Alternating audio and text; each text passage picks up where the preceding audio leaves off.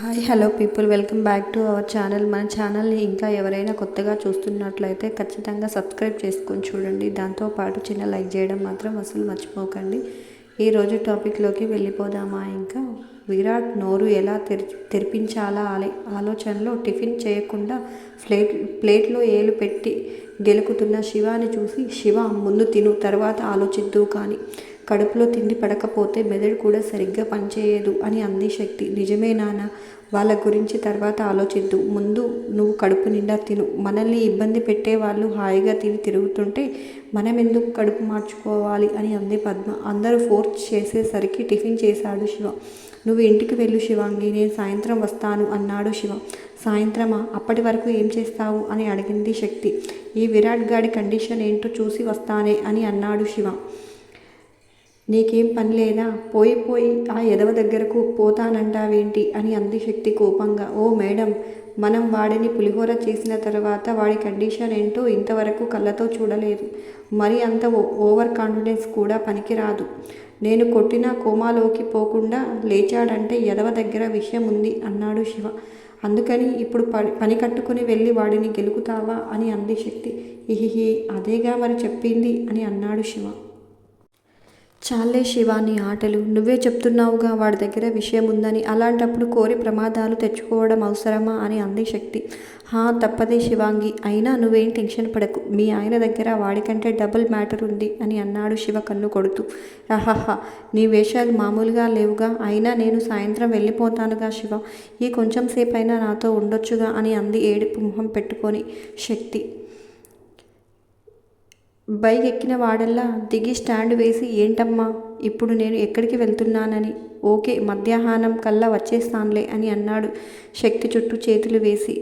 అంతేగాని ఇప్పుడు ఉంటానని అనవన్నమాట అని అంది శక్తి. శివ శక్తి మొహాన్ని రెండు చేతుల్లోకి తీసుకొని, అలా అంటే ఎలా బంగారం? ఆ తిక్కల దాని లైఫ్ కూడా సెటిల్ చేశామనుకో, ఇంకా మనం హ్యాపీగా మన లైఫ్ని ఎంజాయ్ చేయొచ్చు. పైకి చెప్పడం లేదు కానీ సుహానా గురించి నాని లోపల చాలా బాధపడుతుంది అని అన్నాడు శివ. అవునా? ఇంతమందిని బాధ పెడుతూ ఆ చుంచు మొహంది ఏదో పెద్ద ఘనకార్యం వెలగబెడుతున్నట్లు తెగ ఫీల్ అయిపోతుంది. ఇది ఎప్పటికీ మారేనో, అమ్మమ్మకి మనశ్శాంతి ఎప్పుడు వచ్చేనో అని అంది శక్తి. మనశ్శాంతిని మనమే ఇవ్వాలి, అది మన బాధ్యత. ఎప్పటి వరకు నాని కష్టపడింది చాలు, ఇక ఈ వయసులో తనని ఈ తలనొప్పులు వద్దు అని అన్నాడు శివ. ఓకే శివ, నువ్వు జాగ్రత్తగా వెళ్ళి పని ముగించుకొని క్షేమంగా తిరిగి వచ్చి నీ కోసం ఎదురు చూస్తూ ఉంటాను. నువ్వు పక్కన లేకపోతే నాకు చాలా కష్టంగా ఉంటుందనుకో, కానీ నీ కోసం ఎదురు చూడడం కూడా బాగుంటుంది.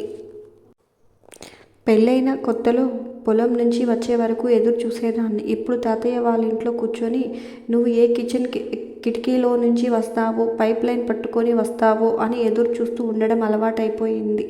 ఈరోజు మళ్ళీ విరాట్ దగ్గర నుంచి ఎప్పుడు వస్తావో అని ఎదురు చూడాలి అని అంది Shakti. I miss you Shivangi, I'm so sorry. పెళ్ళైతే చేసుకున్నాను కానీ నీకెప్పుడు టైం ఇవ్వలేకపోతున్నాను అని అన్నాడు శివ ప్రేమగా శక్తి నుదురు మీద ముద్దు పెట్టుకొని. ఇట్స్ ఓకే శివ, నువ్వేం కావాలని చేయడం లేదు కదా. ఒక్కొక్కసారి మన వాళ్ళ కోసం తప్పదు అని అంది శక్తి శివ చెంప మీద ప్రేమగా చెయ్యి వేసి. థ్యాంక్ యూ శివాంగి, ఈ ప్రాబ్లమ్స్ అన్నీ ఒక్క కొలిక్కి వచ్చి మన రెండో పెళ్ళి కూడా అయిపోయిన తర్వాత నా ఫుల్ టైం నీకే బంగారం అని అన్నాడు శివ నవ్వుతూ. శివ అన్న తీరు చూస్తే చూపుకి శక్తికి సిగ్గు ముంచుకు వచ్చి శివ మీద వాలిపోయి మొహం దాచుకుంది. శివ ప్రేమగా హక్ చేసుకొని, లేట్ అవుతుంది, ఇంక నేను బయలుదేరనా అని అన్నాడు. ఓకే బాయ్ శివ, త్వరగా వచ్చేయ్ అని చెప్పింది శక్తి. శివ బైక్ స్టార్ట్ చేసి గుంటూరు బయలుదేరాడు. పెద్దబాబు, ఆ విరాట్ గాడి నెంబర్ నీ దగ్గర ఉందా అని అడిగింది శకుంతల. లేదమ్మా, జగదీశ్వర్ నెంబర్ మాత్రమే ఉంది అని అన్నాడు రామకృష్ణ. అవునా, వాడితో మాట్లాడాలి, ఇప్పుడు ఎలా అని అంది శకుంతల. అయితే అల్లుడికి ఫోన్ చేయండి పెద్దమ్మ, వాడి దగ్గర ఖచ్చితంగా ఉంటుంది. ఎందుకంటే వాడు ఒకసారి ఎవడినన్నా తగులుకుంటే వాడి పులుసు కారే వరకు రకరకాలుగా టార్చర్ చేస్తాడు. దూరంగా ఉన్న వాడిని సుఖంగా ఉండనివ్వడు. అందుకే ఫోన్ చేసన్నా గెలికి వాడికి మెంటల్ తెప్పించేస్తాడు. అందుకే వాడి దగ్గర ఖచ్చితంగా నెంబర్ ఉంటుంది. మీరు వాడికి ఫోన్ చేసి అడగండి అని అంది వసుంధర. ఆ మాట వినగానే శకుంతల కొంచెం ఆశ్చర్యపోయింది. చాలా తక్కువ టైంలోనే కన్నా గురించి ఇంత బాగా ఎలా తెలుసుకున్నావు అని అడిగింది. మనం పని కట్టుకొని తెలుసుకోక్కర్లేదు పెద్దమ్మ. ఒక్కసారి వాడి చేతిలో చిక్కామంటే అన్ని కళలు నేర్పించేస్తాడు. దాంతో మనకి జ్ఞానోదయం అయిపోతుంది అని అంది వసుంధర భారంగా నిట్టూరుస్తూ. తన మాటలను బట్టి ఆమెను బాగానే వాడేశాడని అక్కడున్న అందరికీ అర్థమై తెలియకుండానే నవ్వు వచ్చేసింది. చిన్నబాబు, గిరిజ హాస్పిటల్కి వెళ్ళిందో లేదో కనుక్కో అని అంది శకుంతల. వెళ్ళిందమ్మా, నాకింతకు ముందే ఫోన్ చేసింది అని అన్నాడు మురళి. కాస్త జాగ్రత్తగా ఉండమని చెప్పవా అని అడిగింది శకుంతల. చెప్పానమ్మా, నువ్వేం కంగారు పడకు అమ్మా అన్నాడు మురళి. ఈశ్వర, ఈ పిల్లకి బుద్ధిని ప్రసాదించు స్వామి అని దేవుణ్ణి తలుచుకొని ఇప్పుడు కన్నాని నెంబర్ అడిగితే ఎందుకు, ఏంటి అని విషయం అడుగుతాడు. విషయం తెలిస్తే గొడవ పడతాడు. పెద్దబాబు, వాడి నెంబర్ కనుక్కో అని అంది శకుంతల. ఇంకొక విషయం, వరుణ్ వస్తున్నాడు, కార్ పంపించు అని చెప్పింది. బస్కి వచ్చేయమని చెప్పానులే అమ్మా, ఒక్కడి కోసం అక్కడి వరకు కారు ఎందుకు అని అన్నాడు రామకృష్ణ. అమ్మో, బస్సులో వస్తే బంగారం నలిగిపోతాడు పెద్దబాబు అని అంది శకుంతల. పిల్లలకి కష్టం తెలియాలి అని చెప్పే అమ్మే మన వల్ల విషయంలో కొద్ది కష్టాన్ని కూడా భరించలేకపోవడంతో రామకృష్ణకి నవ్వు వచ్చింది. ఈ 2 గంటల్లో ఏం నలిగిపోడులే, వాడే వస్తాడు అని అన్నాడు రామకృష్ణ. ఆ మాటకి సునందకి కోపం వచ్చి విసురుగా గదిలోకి వెళ్ళింది. సునందని చూసి వెనకే వెళ్ళాడు రామకృష్ణ. ఏమైంది సునంద అని అలా ఉన్నావు అని అడిగాడు. ఏమైందో మీకు తెలియదా, వాడంటే మీకు ఎప్పుడూ లోకివే. అదే పెద్దోడి కోసమైతే ఫ్లైట్ మధ్యాహ్నమైనా మీరు పొద్దున్నే వెళ్ళి వారి ఎదురు చూసేవాళ్ళు అని అంది బట్టలు సర్దుతూ. పెద్దోడైతే నేను వస్తున్నాను అని ఫోన్ చేసి చెప్తాడు. ఇంటికి వచ్చేసి నేను వచ్చేసాను డాడీ అని అంటాడు. అదే తేడా గమనించలేదా అని అంటూ, నాకు ఇద్దరు ఒకటే సునంద, కాకపోతే శివ ఎప్పుడు పక్కన ఉండేసరికి నాకు అలవాటైపోయాడు అని అన్నాడు రామకృష్ణ. వాడిని అలవాటు చేసుకుని నెత్తిన ఎక్కించుకున్నారు. ఇప్పుడు వీడికి కార్ పంపించడానికి మీకేంటి బాధ అని అంది సునంద. ఇప్పుడు నీ బాధ ఏంటి, వాడికి కార్ పంపించాలి అంతేగా అని అన్నాడు రామకృష్ణ. అంతే అని అంది సునంద. రామకృష్ణ బయటకు వెళ్ళి డ్రైవర్కి ఫ్లైట్ టైం చెప్పి కొడుకుని తీసుకురమ్మని చెప్పాడు. శివ ఆగమేఘాల మీద హాస్పిటల్కి వెళ్ళాడు. శివ పార్క్ చేసి లోపలికి వెళ్ళి విరాట్ రూమ్ ఎక్కడో రిసెప్షన్లో కనుక్కొని సెకండ్ ఫ్లోర్లో వెళ్ళగానే రూమ్ నెంబర్ వెతక్కోకుండా పెద్దగా టైం పట్టలేదు.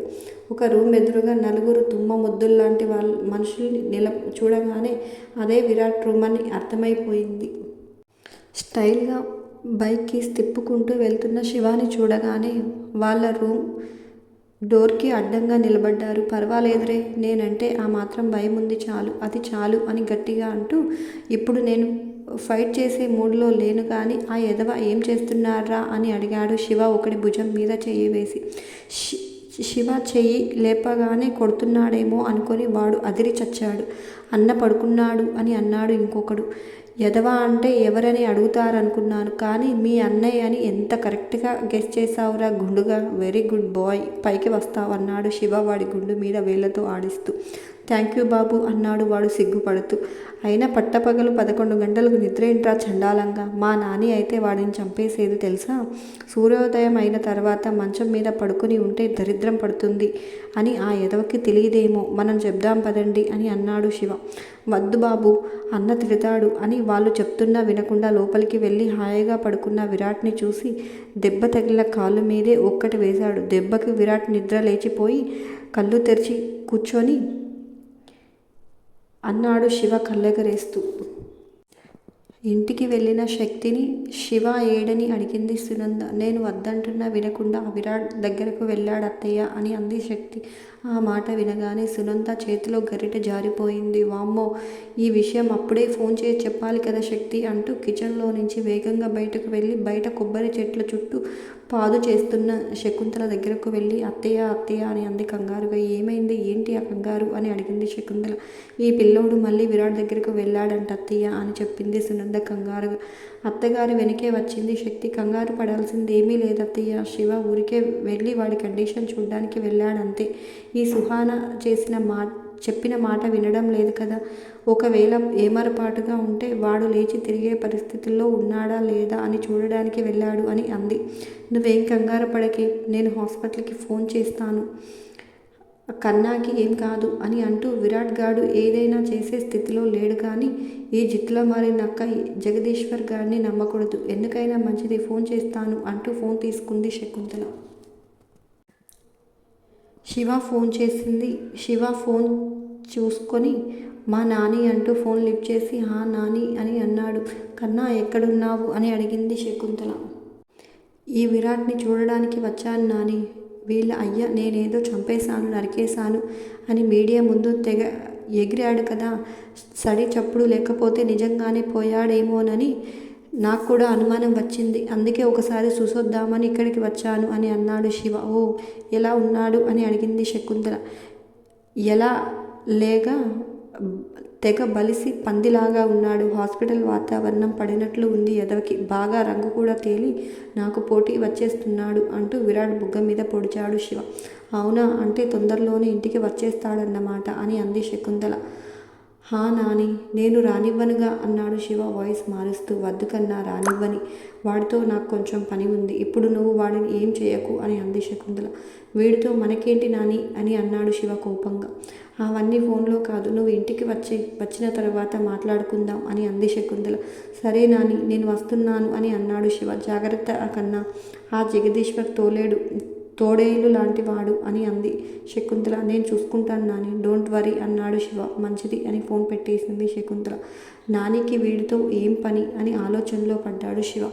అంతేనండి ఈ రోజుకి ఈ వీడియో నచ్చిందా, ఎలా ఉంది ఖచ్చితంగా కామెంట్స్ రూపంలో తెలియజేస్తారని మనస్ఫూర్తిగా కోరుకుంటున్నాను. ఇంకుంటాను. Bye bye.